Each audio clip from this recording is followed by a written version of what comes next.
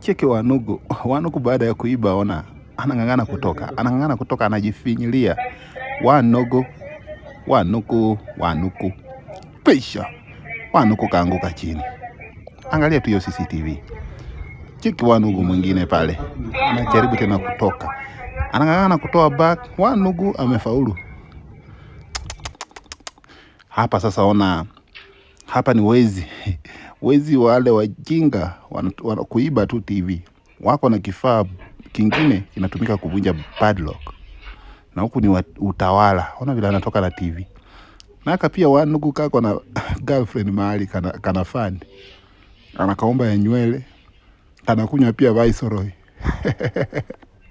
Hey, hiyo CCTV ilionyesha clear sana. Hapa ni Kenya. Wanugu. Hebu tuendelee tuone sasa.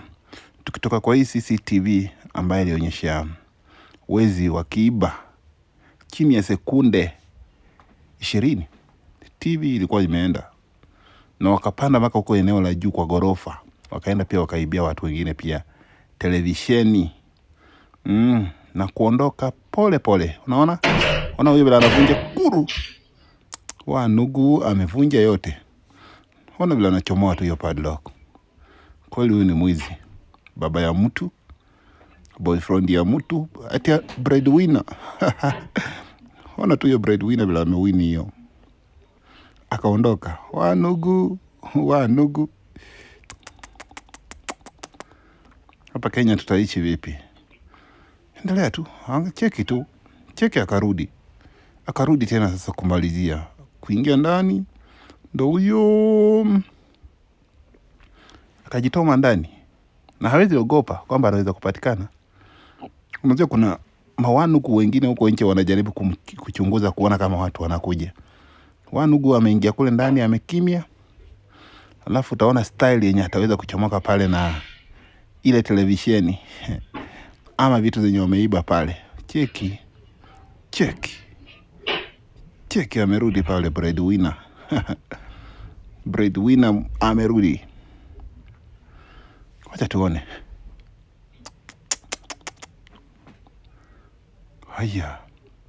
Haya. Unaona vile kanatembea? Kanatembea kama penye hakuna kitu. Kametembea kameelekea upande mwingine. Unafikiria hakuna kitu chochote. Haya, ndiyo yako kamerudi tena. Haya. Kababa mtu. Breadwinner. Pia anarudi nyumbani anasema kazi leo ilikuwa mzuri. Kumbe amevunja padlocks za watu kwa milango. Ameibia watu. Ameibia watu. Si mchezo. Maajabu haya. Wewe mwenyewe nataka ujionee chenye kitaenda kufanyika.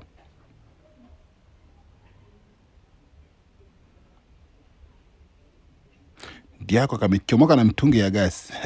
Huyu yenyewe huyu mwezi.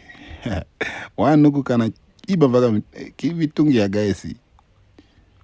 Mtungi ya gesi. Wewe just imagine mtungi ya gesi ni kama 1,000. Wanugu kanaenda kanabomoa kanachukua mpaka mtungi ya gesi hapo ndani. Kakarudi tena. Wacha tuone sasa katatokana nini. Macho tu.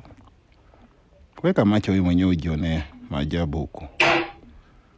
Ameondoka sasa, kameondoka na TV na kakafunga mlango vizuri. Ona vile kanatembea. Breadwinner.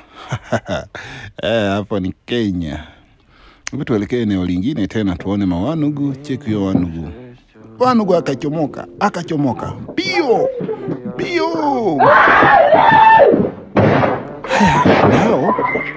Hao wanamfuata wajaribu kuiba. Police were alerted about an attempted home break-in. Soon after, officers spotted the same car involved in a second robbery, and this is what they did next. Passenger in the back looks like he's right at Lakeville.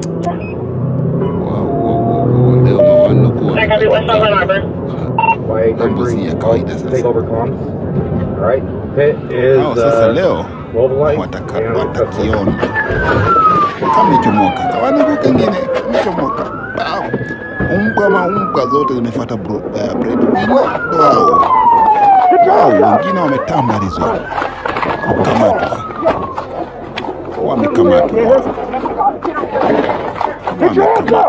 Kuna mahali wanaenda weka pingu. Sasa pale hapa kuna wengine sasa wanaenda kuiba pale. Cheki tu hiyo CCTV vile iko clear. Wamevalia mahudi. Hao ndio mabreadwinner sasa. Huku ni Toronto, Canada. Yani wezi wako kila mahali, wameenda kimataifa. Huku ni Toronto, Canada. Wanajaribu kutaka kuvunja duka fulani hapa. Na CCTV imewamulika. So if you're not already aware, 54 cars are being stolen every single day in the greater Toronto area. And here's another example. This happened in Toronto. We have these two criminals, these crooks. There are actually 3 crooks in total. Pull up in this Honda SUV. They've identified this, looks like a Lexus RX that they're going to go ahead and steal. And you can see they're already working on the front of the vehicle. You're probably thinking, what are they doing? Well, they're ripping off the front bumper because what they're trying to do is get access to the headlight, because the headlight has a connector which connects to the ECU or the computer of the vehicle. And so what they're trying to do is just basically get access to that connector, plug in their computer, and from that they're going to reprogram the ECU to get access to opening the front door and to actually turn on the engine and steal this vehicle. And so you see 2 of the criminals here, and there's a 3rd criminal that's in the Honda SUV that's just parked in front of them. And they were scoping out this parking lot for a bit before they'd gone ahead and identified this is the Lexus they wanted to take. And you can see one of the crooks went into the Lexus already. His friend, or his also criminal friend, is just kind of making sure that the car can turn on. And they've identified, okay, it's good, they can turn it on. So the 3rd criminal, who is the driver, has come out, he's getting out of the vehicle.